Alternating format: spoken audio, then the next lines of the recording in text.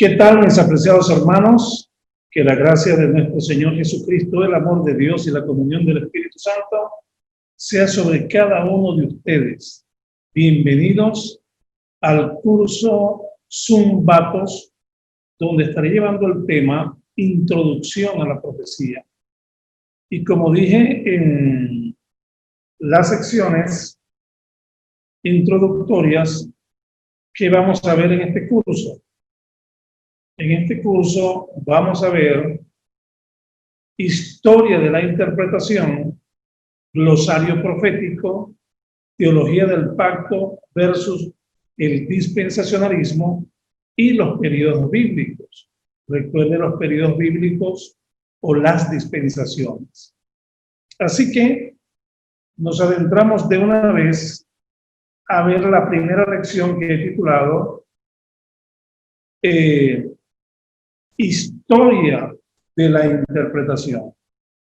La historia, mis estimados hermanos y hermanas, es muy de conocerla, porque como dijera Marco Tulio Cicerón, quien existiera desde el año 106 al año 43 antes de Cristo, él enseñó, ¿verdad?, que la historia es el testimonio de los tiempos, la luz de la verdad, la maestra de la vida y nuncio de la antigüedad.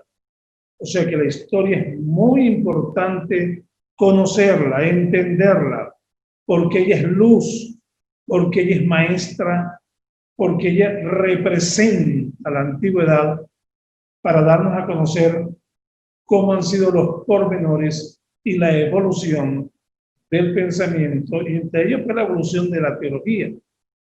Por su parte,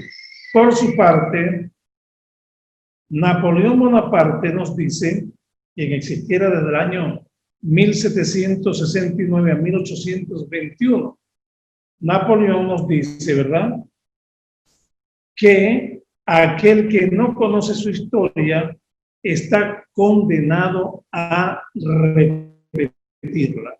Así que, mis hermanos, la historia por sí misma es importante, muy importante conocerla y entenderla. Ahora bien, eso es en relación a la historia, ¿verdad? En relación a la historia. Ahora, ¿qué es interpretación? Recuerde que el tema es historia de la interpretación y estamos en la definición de ambos términos. Ya hablamos de la historia, su importancia según Cicerón y también su importancia de acuerdo a Napoleón Bonaparte. Ahora, ¿qué es interpretación? La interpretación, apreciados hermanos, es sinónimo de exégesis. Y la palabra exégesis significa, como podemos leer acá, ¿verdad? La interpretación es sinónimo de exégesis y la palabra exégesis significa extraer el significado de un texto dado bajo las reglas universales de interpretación. La exégesis suele ser contrastada con la eisegesis, que significa insertar las interpretaciones personales en un texto dado. O sea, mientras exégesis es extraer el significado de un texto bajo las reglas universales de interpretación, la eisegesis es insertar la interpretación personal, la que yo quiero darle. Y es por eso que hay tantas falsas doctrinas. Por ejemplo, podemos notar que estas reglas son las que aparecen acá abajito. Son muchas más, pero las reglas como el significado de las palabras, el contexto, la historia, la gramática, el lenguaje figurado, la perspectiva profética, la cristología, la ley de doble cumplimiento y la interpretación consecuente, exégeta, etcétera, son reglas universales de interpretación que nos van a ayudar a entender más la palabra del Señor. Sin embargo, pues esta no es una clase de hermenéutica, sino de introducción a la profecía. Historia, en este caso, historia de la interpretación. Y ahí sí vamos directamente a la historia como tal. Recuerden que el fin y el propósito de esta enseñanza es ver cómo se han desarrollado a través de la historia 2000 y por qué no casi 3000 años de historia del cristianismo. Bueno, la historia del cristianismo son casi 2000 años, pero le sumamos más o menos cuando Esdras interpretó por primera vez la Biblia, más o menos en el año 445 a.C., como vamos a leer a continuación. En todo ese periodo de tiempo han surgido dos grandes métodos y es precisamente el objetivo de esta lección Historia de la Interpretación, es que podamos sopesar los dos grandes métodos que se han desarrollado. Uno es el método literal o gramático histórico y el otro es el método alegórico. Eso lo vamos a definir más adelante. Pero en Historia de la Interpretación, cuando definamos qué es el método literal o gramático histórico y qué es el método alegórico, en la historia de la interpretación vamos a ver cuál se usó primero, cuál usó Esdras, cuál usó los rabinos, Cristo, los apóstoles, qué pasó en el siglo III del cristianismo, qué pasó en las edades oscuras, en la reforma y en la posreforma y hasta nuestros días. Entonces, es lo que vamos a sopesar. El método literal o gramático histórico fue el primero usado. Yo quisiera, antes de entrar en detalle, dar por lo menos la definición de los métodos y lo tenemos aquí a continuación. El método literal es el que aparece acá, ¿verdad? El método literal, por definición, da a cada palabra el mismo significado básico, exacto, que se le daría en su uso normal. Toma en cuenta lo gramático y lo histórico. Ese es el método literal o gramático histórico. Entender el significado de las palabras, el contexto, por ejemplo, la vida de Jesús, las enseñanzas de Jesús, de los apóstoles, del Apocalipsis, cuándo lo dijo, a quién lo dijo, por qué lo dijo, su trasfondo histórico, la cultura, eso es importante. Mientras que por otro lado está el método alegórico, que como dijera Charles Fritz, podemos definirlo como sigue: el sentido literal e histórico de la escritura se pasa por alto completamente y cada palabra y evento se convierte en alegoría. En otras palabras, el método alegórico, podemos decir, el significado de la Biblia es aquel que el intérprete quiere dar. La Biblia dice una cosa, pero significa otra, la que el intérprete quiera darle. Y como la mente del ser humano es tan, digamos, inventa tanto, tiende mucho a distorsionar, a caer en la eisegesis, como dije al principio. Entonces, esas son las dos definiciones. El método gramático histórico literal es aquel que permite que el escritor bíblico inspirado diga lo que quiso decir y el intérprete trata de acercarse al pensamiento central del autor inspirado, de que la Biblia diga, ella diga, bajo sus principios, ese mensaje que quiso transmitir Dios a través de los escritores inspirados. Mientras que el método alegórico, el intérprete no le para eso, leyó y comenzó a interpretar cosas que ni remotamente tienen que ver con el contexto, ni con el sentido del escritor inspirado. Eso es lo que yo quiero que, como propósito y como objetivo de esta lección Historia de la Interpretación, quedemos claros. Ahora retrocedemos un poco, retrocedemos acá las láminas de presentación, para así entonces hablar de lo siguiente. La interpretación, ¿cuándo comenzó? ¿Y cuál fue el método usado? En Nehemías capítulo 8, versículo 8 dice: y leían en el libro de la ley de Dios claramente y ponían el sentido, de modo que entendiesen la lectura. O sea, que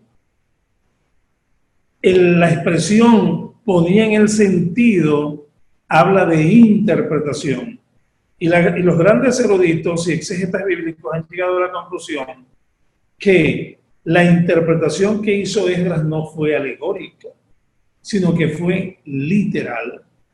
Literal fue el método usado por Esdras para interpretar las sagradas escrituras.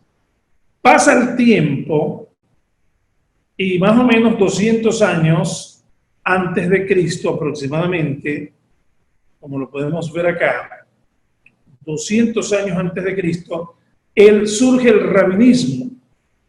Y los rabinos no usaban el método alegórico porque eso no existía, no se conocía. Ellos usaron fue el método, los rabinos, el método literal, pero exageraron la nota en el método. Como dice Dwight Pentecost, cito: el método empleado en el rabinismo por los escribas no era un método alegórico, sino un método literal, el cual en su literalismo llegaron a falsas conclusiones. No fue culpa del método literal, sino de la mala aplicación del método. Y en los días de Jesús y de los apóstoles, el método literalista de los rabinos era el que prevalecía. Fue tan literalista que trajo consigo el legalismo. Y por eso es que el Señor dice: ustedes atan cargas pesadas sobre los hombres que ustedes no quieren mover ni con un dedo. Cuando el Señor, en su método literal, gramático histórico, le formula una pregunta a los rabinos de su época, quienes usaban el método literal pero que exageraban la nota, llegando al literalismo, les pregunta: ¿de quién es hijo el Cristo? Ellos, los rabinos, los escribas, los fariseos, le dicen, bajo el método literalista, que dice lo que dice la Biblia, pero no toma en consideración otros elementos importantes, lo que subyace en el texto, respondieron de manera literalista y le dijeron: de David porque así lo dice el texto. Pero el Señor entonces le riposta y le dice: si el Mesías, si el Cristo es hijo de David, entonces ¿por qué David en el Espíritu dijo el Señor a mi Señor, siéntate a mi diestra hasta que ponga a tus enemigos por estrado de tus pies? Si es su hijo, ¿por qué le llamó Señor? Entonces dice la Biblia que no osaron preguntarle más. Y el pueblo decía: este verdaderamente enseña con autoridad y no como los escribas. Así que el método literal fue usado por Esdras. Luego los rabinos lo usaron, pero exageraron un poco la nota, llevándolo al terreno del literalismo o el hiperliteralismo, como dice un escritor. Luego Jesús y los apóstoles corrigen este hiperliteralismo y colocan la interpretación de manera literal, histórica, y pasan los años. En el siglo III, algo muy importante sucede. En el siglo III, mis apreciados hermanos y amigos, la iglesia se encontraba en medio de un laberinto.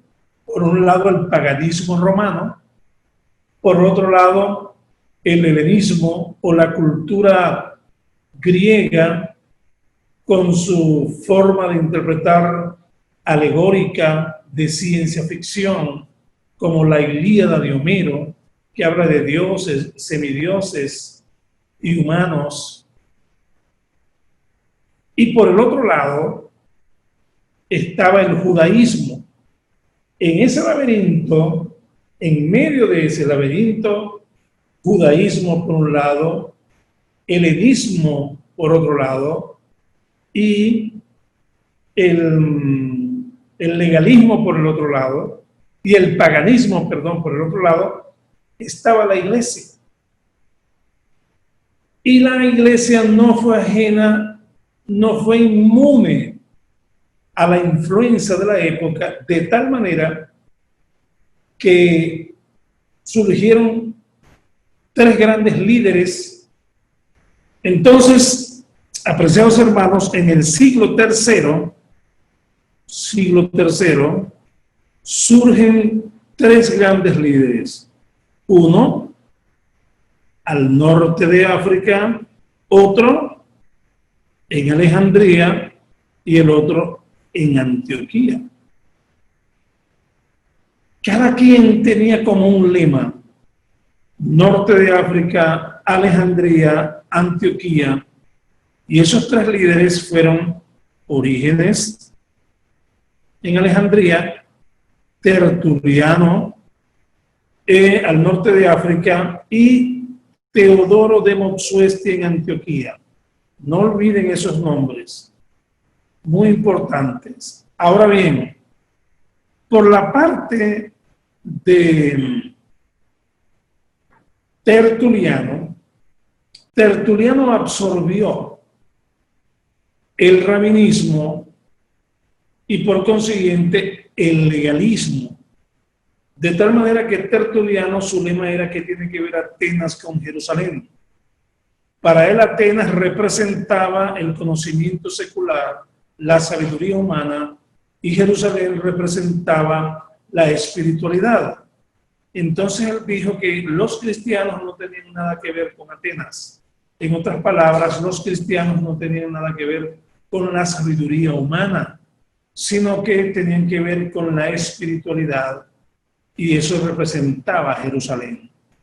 Él interpretó la Biblia de manera hiperliteral, de tal manera que con él comienza a generarse el sistema de disciplina, de disciplinar a los cristianos. Hay un historiador que dice que en el tiempo de Tertuliano, el chismoso le metían 8 años de disciplina. El que caía en adulterio, 21 años. Y el que caía en alguna herejía, por ejemplo, era la época de la persecución del imperio contra los cristianos.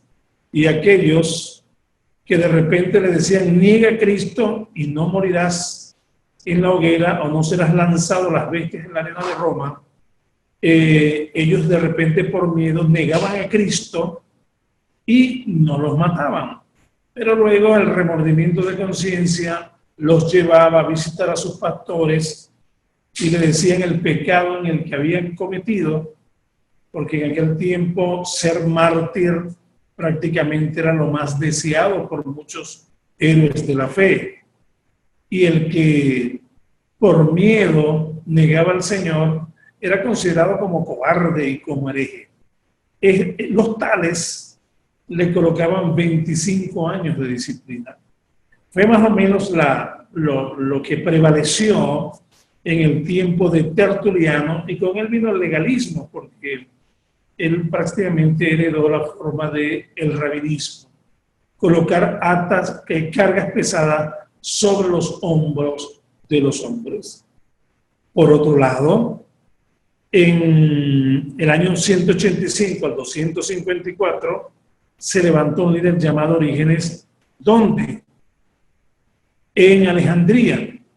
El lema de Orígenes era: así como las perlas de los egipcios sirvieron para construir el arca del pacto, así la filosofía griega nos sirve para interpretar los escritos del Nuevo Testamento.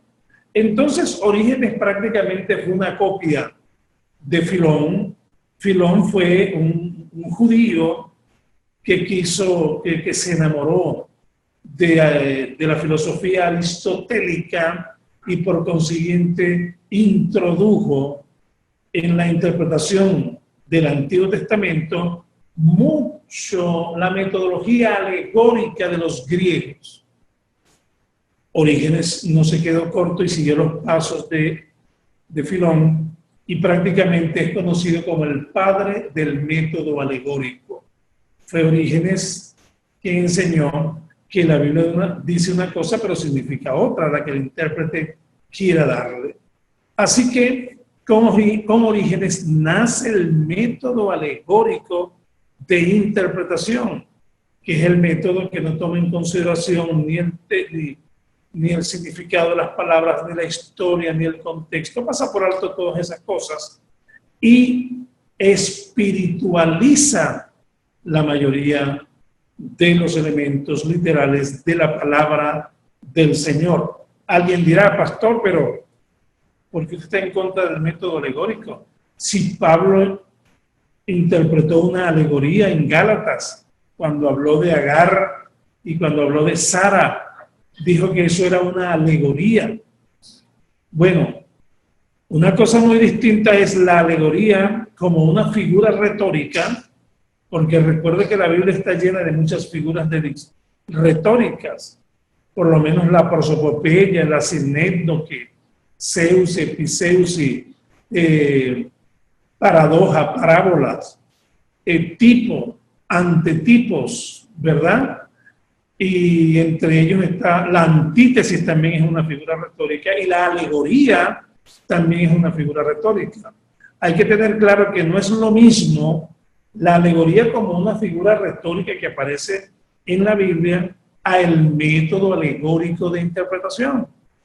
Porque una alegoría puede estar en alguna parte de la Biblia, pero el método alegórico es el que se usa para interpretar toda la Biblia, y el método alegórico, como no toma en consideración las reglas universales de interpretación, no es hermano ni sinónimo de la exégesis, que es extraer del texto su verdadero significado bajo las reglas universales de interpretación, y la que no pasa por alto, porque el método literal gramático histórico y la exégesis no pasa por alto la guía del Espíritu Santo.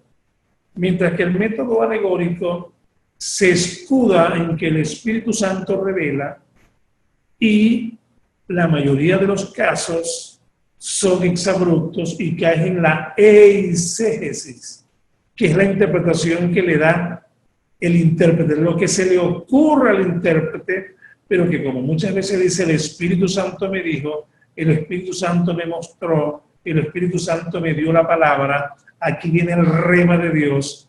Y recuerde que la Biblia no se contradice.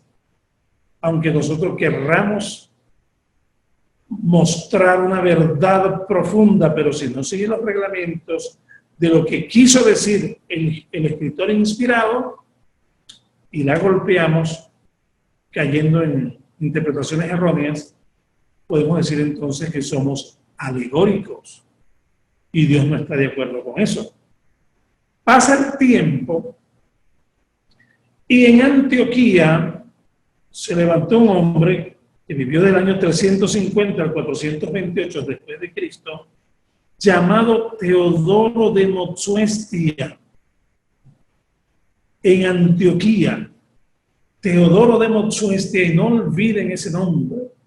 Lamentablemente, muy pocos maestros de la palabra, eruditos de la palabra, muy pocos, se puede contar con los dedos de las manos, que conocen y que han oído de Teodoro de Motsuestia. En Antioquía había un maestro llamado Diodoro de Tarso, y este maestro tuvo dos grandes alumnos. Uno fue Crisóstomo, cuyo significado significa boca de oro, y el otro fue Teodoro de Motsuestia.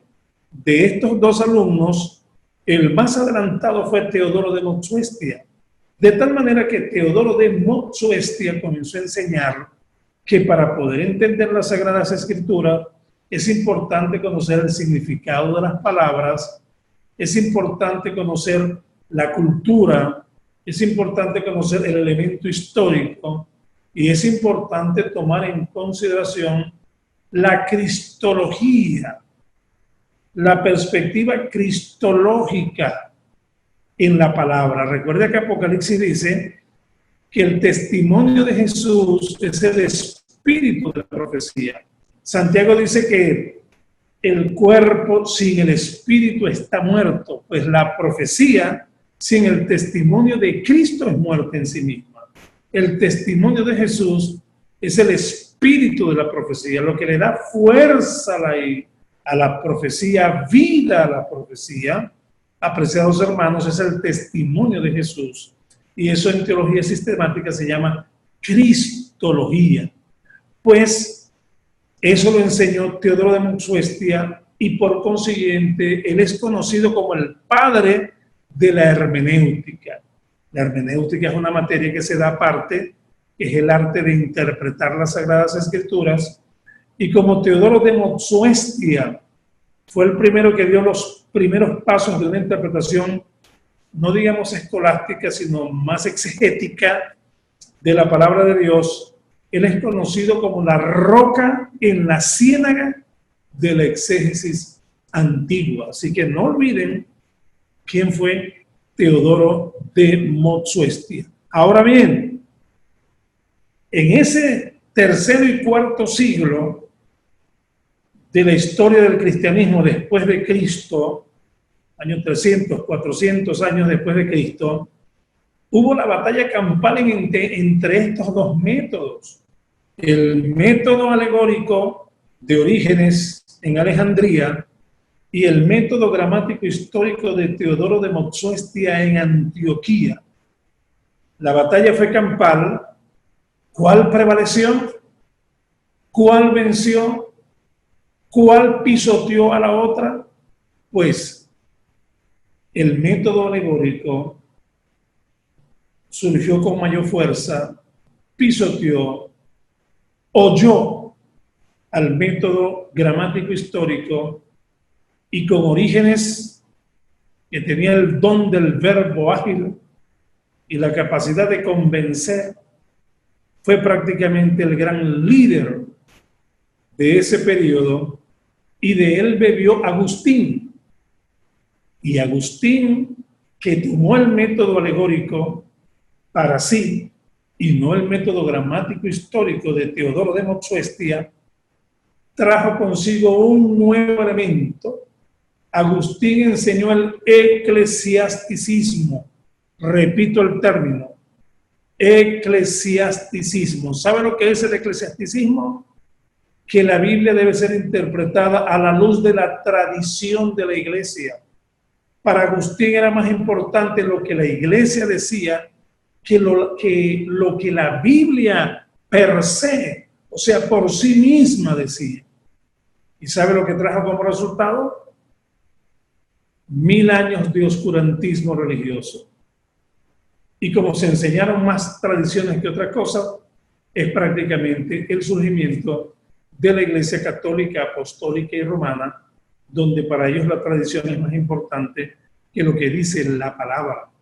1000 años de oscurantismo, casi del 476, cuando cae el Imperio Romano Occidental, hasta 1452, en los días de Juan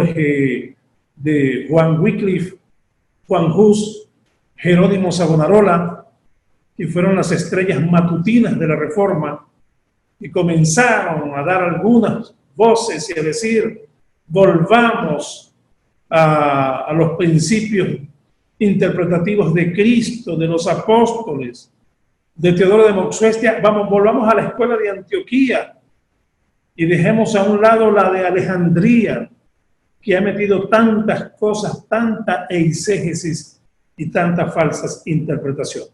Pero bueno, 1000 años, casi pisoteado totalmente el método gramático histórico, pero como Dios es grande y poderoso, ¿verdad? Y tiene el control de la historia, él entonces ya comenzó a preparar, comenzó a a formar los que iban a tomar, digamos, el testigo dado por Esdras, por Cristo, los apóstoles y Teodoro de Motsuestia en esta carrera con relevo que tuvo 1000 años detenida. Pero repasemos una vez más los conceptos de método literal y método alegórico. Repito, el método literal, apreciados hermanos, da a cada palabra el mismo significado básico exacto que se le daría en su uso normal, toma en cuenta lo gramático histórico, y el método alegórico, el sentido literal e histórico de la escritura se pasa por alto completamente y cada palabra y evento se convierte en alegoría. Aquí yo pongo método literalista, pero no, el literalismo no es un método. Yo le llamo al literalismo como el hijo indigno del método literal, porque los rabinos exageraron la nota y cayeron en ese error. Prácticamente el método literalista nos enseña que la Biblia dice lo que dice y no toma en consideración tampoco las reglas universales de interpretación. Ahora bien, como venimos diciendo, entonces surgen las edades oscuras, que va más o menos del año 476 a 1453. ¿Qué prevaleció en las edades oscuras? El método alegórico de Orígenes. Y Orígenes, ¿verdad? De Orígenes bebió Agustín. Y Agustín enseñó el eclesiasticismo. Y el eclesiasticismo no es otra cosa que la Biblia debe ser interpretada a la luz de la tradición de la Iglesia y por consiguiente prevalece el método alegórico, que es prácticamente con que nace en el tiempo la Iglesia Católica Romana y otros elementos más. Pero Dios en su misericordia levanta a los reformadores como Martín Lutero, Brian Nissen, Calvino, entre otros, y comienza la reforma luterana, y con la reforma el método gramático histórico. Ese periodo de la reforma, que va más o menos de 1517 a 1648, pero específicamente los reformadores hasta 1600, ellos retoman la forma de interpretar que usó Esdras, que usó Cristo, que usaron los apóstoles, que usó Teodoro de Motsuestia en el siglo III, y agarra fuerza. Igualmente, los posreformadores, que van de 1581 a 1761 aproximadamente, también comienza el estudio crítico a la patrística y a la escolástica, que luego, en otra oportunidad, aclararé qué es la patrística y qué es la escolástica. Por ahora quisiera que nos centremos en que ellos criticaron y rechazaron el eclesiasticismo y confirmaron el método gramático histórico. Eso fue gracias a los reformadores y posreformadores. Ahora bien, ¿cuáles fueron las máximas de los reformadores y de los posreformadores? ¿Qué enseñaron ellos? ¿Qué añadieron? Prácticamente fueron de la mano, repitieron, mejoraron, actualizaron lo que enseñó Teodoro de Motsuestia. Recuerden la roca en la ciénaga antigua del exégesis. Bueno, los reformadores, estas son las máximas. Lutero, su representante, establece las que él cree que son las verdaderas reglas de interpretación de la Escritura. Y él enseña, número 1, en la necesidad del conocimiento gramatical. Número 2, en la importancia de tomar en consideración las épocas, circunstancias y condiciones. Número 3, en la observación del contexto. Número 4, en la necesidad de la fe e iluminación espiritual. Número 5, en mantener lo que él llamaba la proporción de la fe. Y número 6, en la referencia de toda la escritura a Cristo. Recuerde que los reformadores defendieron un estandarte que llamaron las 5 solas. Solas, solus, son términos latinos que significan solo o solamente. ¿Cuál fue el estandarte de los reformadores? Solo por gracia, sola fe, solo la escritura, solo Cristo y la gloria solo es de Dios. Entre esos 5 elementos está sola escritura. La Biblia es nuestra única regla de fe y conducta, apreciados hermanos. Esas eran las máximas de los reformadores y que tienen que ser también las máximas nuestras hoy. Así que en conclusión podemos decir, en esta primera lección, historia de la interpretación, número 1, que el método de interpretación original y aceptado fue el literal o gramático histórico. Número 2, este método nace con el sacerdote Esdras en el año 445 a.C.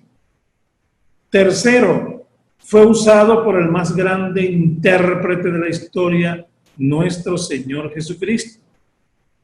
Cuarto, en el siglo III, cuando surge el método alegórico, este hiere de muerte por casi 1000 años al método literal. Quinto, los reformadores resucitan al método literal o gramático histórico. Sexto, y los posreformadores no solo rechazaron los métodos escolásticos, el dominio exclusivo de la autoridad patrística y el eclesiasticismo, sino que también confirmaron el método literal o gramático histórico como el método básico para la interpretación correcta en cualquier campo de doctrina. Y para concluir la lección, historia de la interpretación, quiero concluirla con una anécdota que nunca podré olvidar, una clase que di de profecía, de Apocalipsis, y pude ver cómo se confrontó el método alegórico versus el método literal en relación a la interpretación de los 4 jinetes del Apocalipsis, que aparecen en Apocalipsis capítulo 6, versículo 1 y 7. En esa oportunidad estaba dando yo clase, todos eran pastores y evangelistas. Y les pregunté, ¿quién puede interpretarme los 4 jinetes del Apocalipsis? Un pastor se puso en pie y dijo, bueno, gloria a Dios, porque Dios por revelación me mostró el significado de los 4 jinetes del Apocalipsis. Estoy hablando del año 88, 89. Y él comienza a decir que los 4 jinetes del Apocalipsis, un caballo es blanco, otro es bermejo o rojo, otro es negro y otro es amarillo. Que el caballo blanco representa la Unión Europea, que el caballo rojo o bermejo representa a la Unión de Repúblicas Socialistas Soviéticas. Todavía no había caído la Unión Soviética, todavía no había llegado el Glasnost y la perestroika de Mikhail Gorbachev, no había caído el muro de Berlín, por lo cual estaba todavía de pie la Unión de Repúblicas Socialistas Soviéticas, y él dice que el caballo bermejo representaba la Unión Soviética. Añade él que el caballo negro representa el continente africano y el caballo amarillo representa a los países que viven más allá del Éufrates, es a saber, los países del Lejano Oriente, China, Japón, Taiwán, las 2 Coreas y otros países del Lejano Oriente. Y como cada caballo tiene 4 patas, añadió el pastor, Cada pata representa un poder: poder político, económico, militar y religioso. La mayoría de los que estaban allí aplaudieron y dijeron: wow, qué revelación tan tremenda, hermano, lo felicito. Pero yo les dije, el hermano nunca citó la Biblia, el hermano nunca leyó la porción bíblica, no leyó Apocalipsis capítulo 6, versículo 1 al 7. Allí no deja duda la palabra del Señor, porque cuando el Señor habla de los 4 jinetes del Apocalipsis, que son precisamente los primeros 4 sellos del Apocalipsis, capítulo 6, que más adelante cuando hablemos del Apocalipsis y hablemos de su capítulo y versículo central, que es el capítulo 1, versículo 19, de sus 3 divisiones principales, las cosas que has visto, que abarca el capítulo 1, el Cristo glorificado, las cosas que son, que abarca el capítulo 2 y 3, que era la condición de las 7 iglesias de Asia Menor, y las cosas que han de ser después de estas, del capítulo 4 al 22, que a su vez tienen varias subdivisiones. Capítulo 4 y 5 nos habla de la iglesia en el cielo, representada por los 24 ancianos, y más adelante lo interpretaremos. Capítulo 6 al 19 habla de la gran tribulación a través de los juicios de los sellos, las trompetas y las copas, y capítulo 20 al 22 nos habla del milenio, nos habla de la batalla de Gog y Magog, juicio final,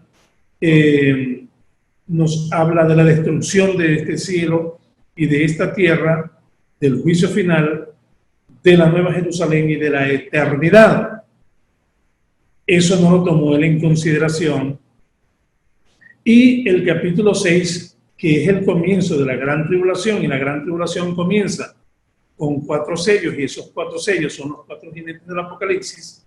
Notamos que el primer caballo, el primer jinete montado en el caballo blanco, se le dio a esa persona un arco para establecer en la tierra la paz, y ese no es Cristo. El jinete montado en el caballo blanco de Apocalipsis 6 es el anticristo, y el jinete montado en un caballo blanco de Apocalipsis 19 es nuestro Señor Jesucristo. Así que el jinete montado en el caballo blanco nos habla de la aparición del anticristo, el comienzo del reinado del anticristo. El jinete montado en el caballo bermejo rojo nos habla de las guerras que habrá en ese periodo. El jinete montado en el caballo negro nos habla del hambre. Y el jinete montado en el caballo amarillo nos habla de la mortandad. Así que esos 4 jinetes sencillamente es el anticristo, las guerras, el hambre y la mortandad. Y no tienen nada que ver ni remotamente con lo que enseñó aquel pastor en aquella oportunidad. Así que cuando el pastor habló de esa manera, ese es el método alegórico, el ejemplo más gráfico de la alegoría, que vamos al texto e inventamos una cantidad de cosas que no tienen nada que ver con lo que dice el contexto, ni la historia, ni la perspectiva profética, ni el tiempo del cumplimiento profético. Mientras que el método literal nos lleva a lo que dice la Biblia, el contexto y la misma palabra del Señor, que es su propio intérprete. Bueno, mis hermanos, Dios les bendiga, Dios les guarde, que Dios nos siga ayudando para seguir en estas lecciones. Y no se olvide la próxima lección, que tiene que ver con los términos, glosario de términos proféticos. Algunos dicen que cuando se dice glosario de términos proféticos, en cierto sentido se redunda, porque aquí es un glosario, son términos y definiciones.